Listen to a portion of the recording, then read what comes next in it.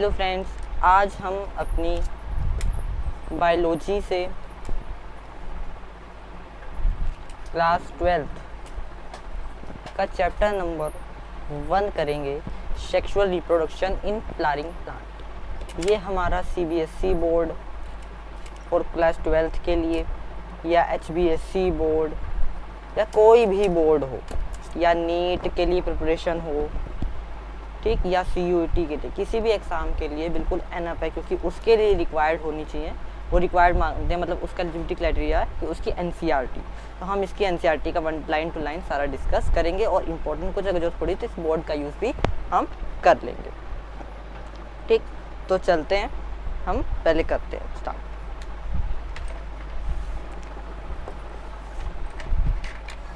तो sexual reproduction in flowering plants, तो इसमें देखो क्या है, ये पार्ट हम नहीं पढ़ेंगे, नॉट इम्पोर्टेंट। हम यहाँ से स्टार्ट करेंगे। तो इस लेक्चर के अंदर हम इस पार्ट के अंदर हम इतना ये वाला पार्ट करेंगे, फिर उसके बाद ये वाला पार्ट इस लेक्चर में करेंगे और ये वाला। ठीक, तो देखते हैं आगे। Flower A fascinating organ of angiosperm. जो हमारा फूल होता है, जो हमारा फ्लावर होता है, वो एक फैसिनेटिंग ऑर्गन, एक आकर्षक ऑर्गन होता है एंजियोस्पर्म के अंदर।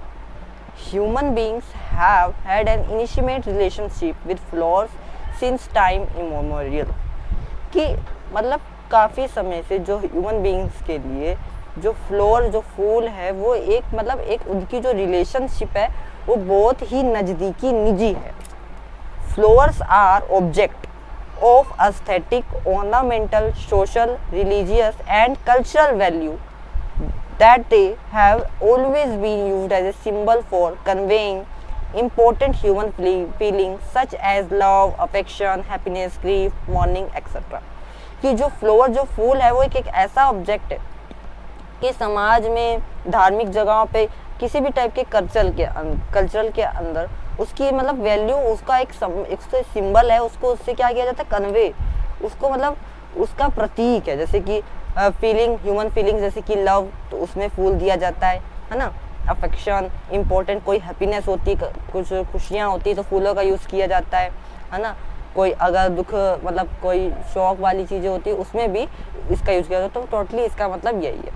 आगे ये कहता है कि at least 5 floor of ornamental value that commonly cultivated eight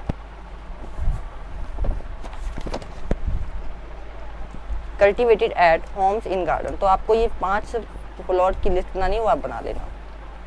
आगे करते हैं,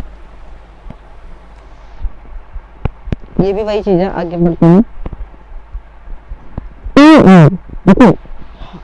have you heard of floriculture? क्या आपने फ्लोरिकल्चर के बारे में सुना है? What does it refer to? Actual में मैं बताऊं, फ्लोरिकल्चर का मतलब उल्टा है कल्टीवेशन। ठीक।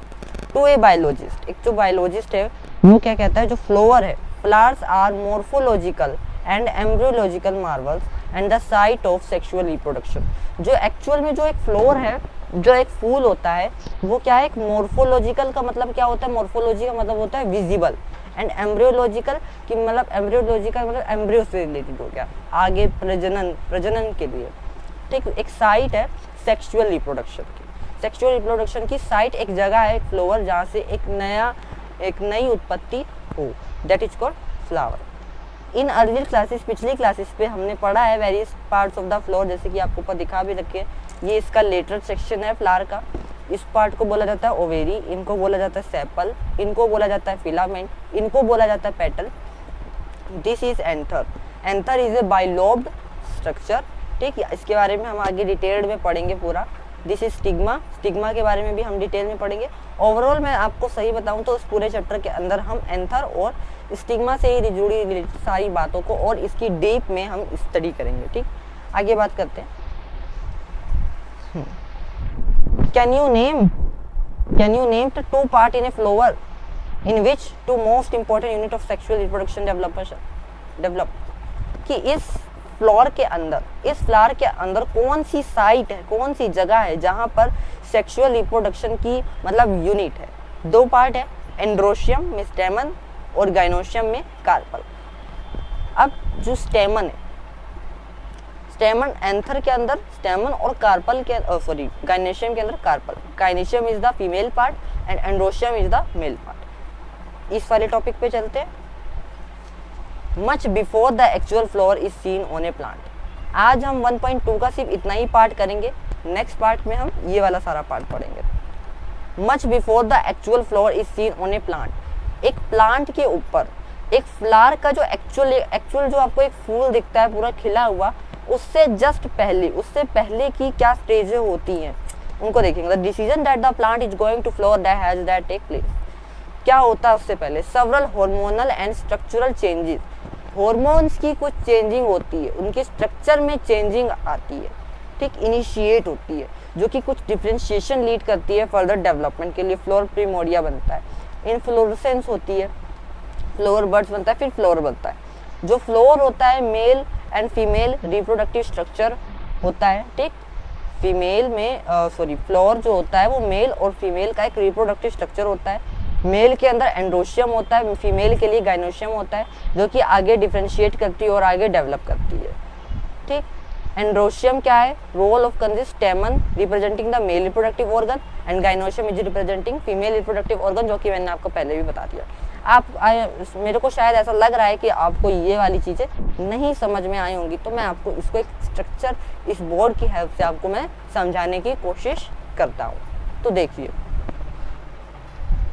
तो देखिए, pre fertilisation structure and event का जो पार्ट है, मैं आपको पहले ये समझा रहा हूँ। इसको मैंने कुछ पार्ट्स में डिवाइड कर दिया है। ये जो हमारा ये जो ब्लू कलर से मैंने इसको दिखा रखा है, स्काई कलर से, ये वाला जो पार्ट है इसको मैंने बोला है स्टेम।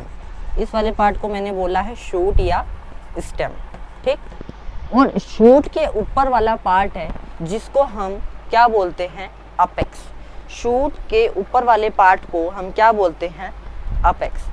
अपेक्स के ऊपर, शूट के ऊपर, अपेक्स वाले पार्ट पर कुछ shoot apical, shoot apical, apical का मतलब ऊपर, शूट एपिकल, शूट मतलब शूट, स्टेम, स्टेम के एपिकल मतलब एपेक्स पे, उसके ऊपर कुछ मेरिस्टम सेल्स है।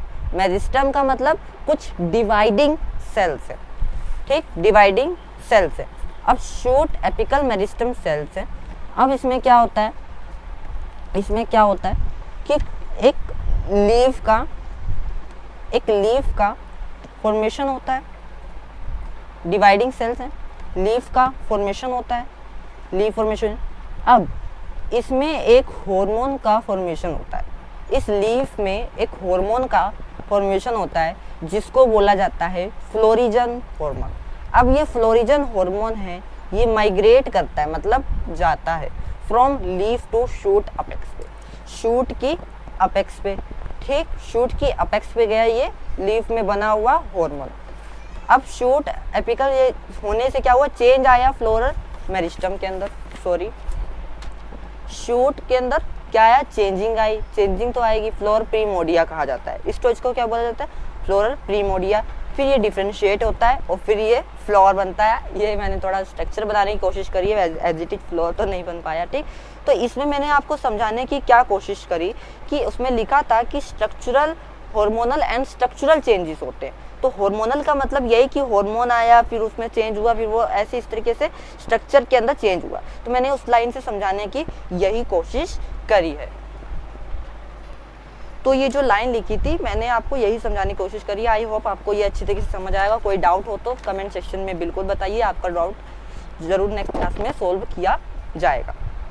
तो मैं आपको बता रहा हूँ कि इसी तरीके से हम पढ़ेंगे, कुछ हम एक्स्ट्रा भी इसलिए पढ़ेंगे कि मतलब हमें किसी कंसेप्ट को समझने के लिए थोड़ा एक्स्ट्रा पढ़ना पड़ता है, ठीक। तो आई होप अगर आपको समझ में आए तो अपने दोस्तों को, फ्रेंड्स को शेयर कीजिए, जब ये आगे तक सीरीज कंटिन्यू चल पाएगी। Thank you for watching this video.